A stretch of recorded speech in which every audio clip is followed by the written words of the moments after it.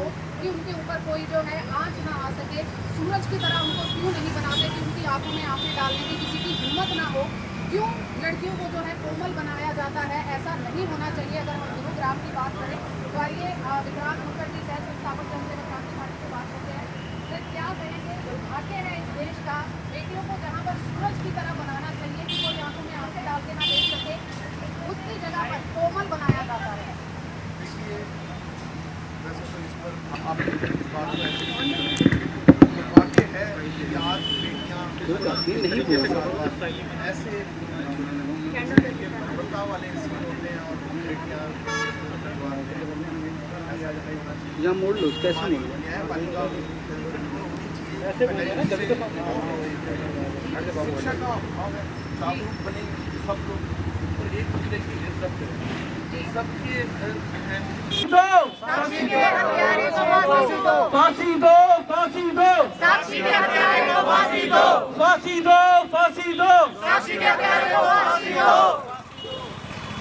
आज मैं धन्यवाद करता हूं अपने जनसेवक क्रांति पार्टी के सभी जनसेवकों का, जो आज इस बच्ची की जो एक निर्मम तरीके से हत्या हुई है दिल्ली के अंदर, उसको न्याय दिलवाने के लिए, उसकी आत्मा को शांति प्राप्त हो, उसके लिए आप सब लोगों ने इस मौन कैंडल मार्च में आज जो अपनी सहभागिता दी है, उसके लिए मैं आपका आभार व्यक्त करता हूं। और मैं चाहता हूं, इस सरकार से मांग करना चाहता हूं कि हमारे देश में इन बच्चियों के साथ, हमारी बहनों के साथ, हमारी माताओं के साथ जो अन्याय होते जा रहे हैं और हम कई वर्षों से चुप हैं, कई वर्षों से, आज से 10 साल पहले निर्भया हत्याकांड हुआ था, उस बच्ची को भी न्याय मिलने में तकरीबन 10 साल लग गए थे, जबकि मालूम था हमारी न्यायपालिका को कि उस लड़की का हत्यारा कौन है, उस लड़की के हत्यारे कौन है, तब भी उनको सजा नहीं मिली। यह दुर्भाग्य है हमारे भारतवर्ष का कि हमारी न्यायपालिका का जो सिस्टम है वो इतना सुस्त है कि आम व्यक्ति का भरोसा ही उठ चुका है। हमारी सरकार बोलती है बेटी बचाओ, बेटी पढ़ाओ। मैं कहता हूं बेटी बचाओ, बेटी पढ़ेगी तब जब आपके बेटे पढ़ेंगे, जब आपके बेटे सही होंगे, जब आपके बेटों को ज्ञान होगा। और हाँ, अभी हमारे भाई बात कर रहे थे, हमारी बच्चियों को हमें सेल्फ डिफेंस सिखाना होगा, हमारी बच्चियों को हमें मजबूत बनाना होगा, हमें आमजन को मजबूत बनना होगा और सूरज की तरह न बनाना होगा कि अगर सूरज की तरह कोई आग उठाता है तो वो जला देता है। तो हमारी बच्चियों के साथ जो आज हो रहा है, हमारे देश की जो हालत है, हमारा देश जिस दिशा में जा रहा है वो आने वाली पीढ़ी के लिए सही नहीं है। नियंत्रित लोकतंत्र हमारे देश में है। आज अपराधी खुलेआम घूम रहा है, आज अपराधियों को कोई डर नहीं रहा पुलिस का, आज अपराधियों को कोई खौफ नहीं रहा प्रशासन का, वो जो चाहे वो कर सकता है। क्यों? क्योंकि जो हमारी सरकार है, हमारा प्रशासन है, वो इतना सुस्त है कि उनको मालूम है कि हम इन पैसे वाले लोगों के आगे बिक जाते हैं। तो हम जनसेवक क्रांति पार्टी के आज जनसेवक ये निवेदन करना चाहते हैं, अपनी बेटियों को मजबूत बनाइए, मजबूर ना बनाइए। उनको ये ना कहिए कि घर से ना निकलिए, उनको कहिए घर से निकलिए। अगर आपको कोई छेड़े, आपको कोई परेशान करे तो आप कुछ भी कीजिए, अपनी इज्जत पे हाथ मत डालने दीजिए। आप कुछ भी कीजिए, जो होगा बाद में देख लेंगे। और हमारी न्यायपालिका पे हमें बिल्कुल भरोसा नहीं रहा है। अगर इस न्यायपालिका को बदलना है, इस न्यायपालिका पे लोगों का भरोसा हो, तो जनसेवक के क्रांति पार्टी के हर जनसेवक को मैदान में आना होगा, भारतवर्ष के हर व्यक्ति को बाहर आना होगा, अपनी सहभागिता देनी होगी। तो मैं एक बार फिर सरकार से मांग करूंगा, फांसी दो, फांसी दो, साक्षी के हत्यारों को फांसी दो, फांसी दो, फांसी दो। साक्षी के हत्यारों को फांसी दो। तो आज जितने भी लोग यहाँ पे आए हैं, मैं उनका आभार व्यक्त करता हूँ और हमारे मीडिया साथियों का आभार व्यक्त करता हूँ कि समय समय पे हमें हमारी बात को सरकार तक पहुँचाने का काम करते हैं। और हम यूं ही निरंतर प्रयास करते रहेंगे कि हमारे देश में हमारी बच्चियों को न्याय मिल सके, इंसाफ मिल सके। क्योंकि ये जो सरकार है, जो हरियाणा की सरकार है, ये ना तो नौजवानों की है, ना जवानों की है, ना पहलवानों की है, ना पत्रकारों की है, ना जनता की है।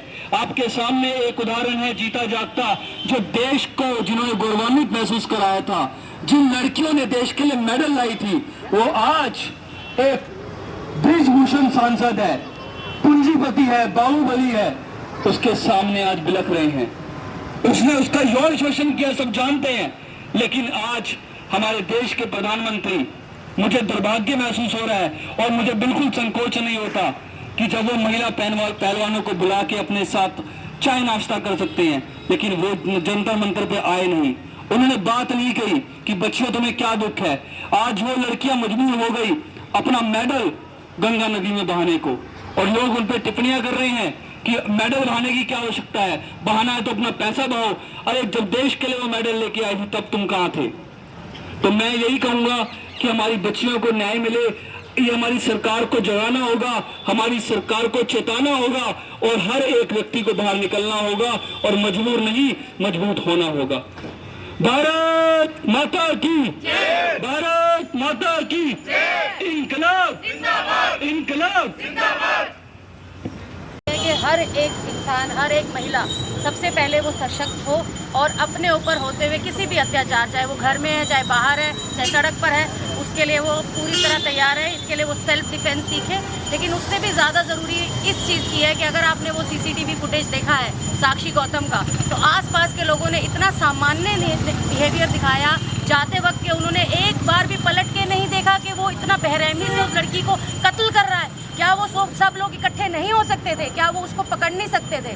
अगर वो उसको रोक सकते थे तो वो लड़की भी बच सकती थी। इसीलिए सबसे ज़्यादा ज़रूरी है बिहेवियरल ट्रेनिंग। इंसान इंसान का नहीं है, कोई किसी का नहीं है। या महिला और पुरुष की बात करें तो कोई किसी को पड़ोसी अड़ोसी का नहीं है। कोई किसी के लिए किसी भी तरह की कोई, आज अगर हमें कैंडल मार्च निकालनी पड़ रही है, कभी हमें निर्भया के लिए निकालनी पड़ती है, कभी जैसिका लाल के लिए निकालनी पड़ती है। आप देखिए हर रोज़ इतिहास के पन्नों में उन महिलाओं के बारे में लिखा जाता है और वो दर्ज हो जाता है काले पन्नों में। इसीलिए हमारे आज बोर्ड का भी ये बैकग्राउंड सारा ब्लैक है। आज का दिन हमारे लिए एक और ब्लैक डे है और ऐसे ही रोज़ के नए ब्लैक डे आएंगे अगर हम नहीं सुधरेंगे। बच्चों को भी सिखाइए, बड़ों को भी सिखाइए, बेटों को भी सिखाइए, लेकिन खुद भी सीखिए पहले बचाना। पूरा वीडियो देख भी नहीं पाया। उस वीडियो को देखने में मेरे को 4 या 5 बार टुकड़ों में देखना पड़ा, क्योंकि वो इतना भयानक था कि आप उसको देख के ही आप सोचते हैं कि क्या हम सचमुच में आज़ाद हो चुके हैं? क्या हम सचमुच में एक कॉन्स्टिट्यूशन से चलने वाला देश है? क्या हमारे देश में लोकतंत्र है? क्या हमारे देश में लॉ एंड ऑर्डर है? क्या हमारे देश में न्यायपालिका है? बहुत सारे क्वेश्चन माइंड में आए। लेकिन बस बात वही है कि हमारी जो सरकार है वो इतनी इनसेंसिटिव हो चुकी है। पहली बात तो ऐसे हादसे होने ही नहीं चाहिए। अगर कभी ऐसा हादसा होता है तो उसके ऊपर सरकार का जो एक्शन है वो इतना फास्ट होना चाहिए ताकि पूरा देश सरकार के एक्शन को देख के ऐसा महसूस कर पाए कि हाँ, हमारे देश में सरकार जिंदा है। लेकिन इससे पहले बहुत सारी घटनाएं हुई हैं, लगातार घटनाएं होती जा रही हैं। जो भी मुजरिम है उनके अंदर डर नहीं रहा है। सरकार को लेकर कहीं ना कहीं किसी भी इंसान के अंदर ऐसी संतुष्टि नहीं है कि मेरे घर में जो बहू बेटी है सरकार उसकी रक्षा करेगी। ऐसा बिल्कुल भी हमारे अंदर कोई भी ऐसी तरह की भाव नहीं आता है। हमें यही लगता है कि अपनी बहन बेटी को हमें खुद बचाना है और चाहकर ना चाहकर फिर लोग ऐसे डिसीजन लेते हैं कि अपनी बहू बेटियों को घर से बाहर ना भेजें, क्योंकि कहीं उनके साथ ये हादसा ना हो जाए। लेकिन हम साथ में साथ ये मैसेज भी देना चाहते हैं, जो भी बेटियां हैं उनको बाहर निकलना चाहिए, उनको सेल्फ डिफेंस की ट्रेनिंग डेफिनेटली देनी चाहिए और सरकार को इतने मुहैया तरीके से यहाँ पर ऐसी मुस्तैदी से काम करना चाहिए कि सारी जनता में वो एक कॉन्फिडेंस बना पाएँ कि हमारे देश की जो बेटियाँ हैं उनको घबराने की ज़रूरत नहीं है, उनको डरने की ज़रूरत नहीं है, उनके साथ सरकार है।